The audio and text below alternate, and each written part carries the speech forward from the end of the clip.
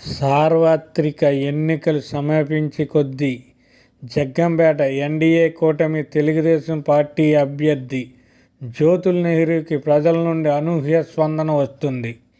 నియోజకవర్గంలో ప్రతిరోజు ఏదో ఒక చోట భారీగా చేరికలు జరుగుతూనే ఉన్నాయి. కాకినాడ జిల్లా కిర్లంపూడి మండలం వేలంక గ్రామం నుండి టీడీపీ నాయకులు గండే కామేశ్వరరావు, గండే కాశీ, బేతాళ బాబ్జీల ఆధ్వర్యంలో ఎరికిరెడ్డి కుటుంబానికి చెందిన పలువురు జ్యోతుల్ నెహ్రూ సమక్షంలో టీడీపీలో చేరారు.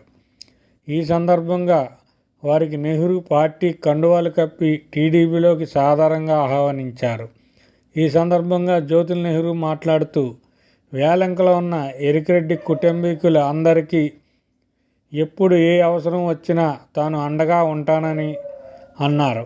ఈ సందర్భంగా నూతనంగా పార్టీలో చేరిన ఎరికిరెడ్డి దొరబాబు, ఎరికిరెడ్డి గణేష్, 2వ వార్డు నెంబరు ఎరికిరెడ్డి పోసయ్యలతో పాటు పలువురు మాట్లాడుతూ విజనరీ లీడర్ జ్యోతుల్ నెహ్రూతోనే నియోజకవర్గ అభివృద్ధి సాధ్యమని నమ్మి పార్టీలో చేరామని, ఆయనని భారీ మెజార్టీతో గెలిపించడానికి ఎరికిరెడ్డి కుటుంబ సభ్యులు శక్తివంచన లేకుండా కృషి చేస్తామన్నారు.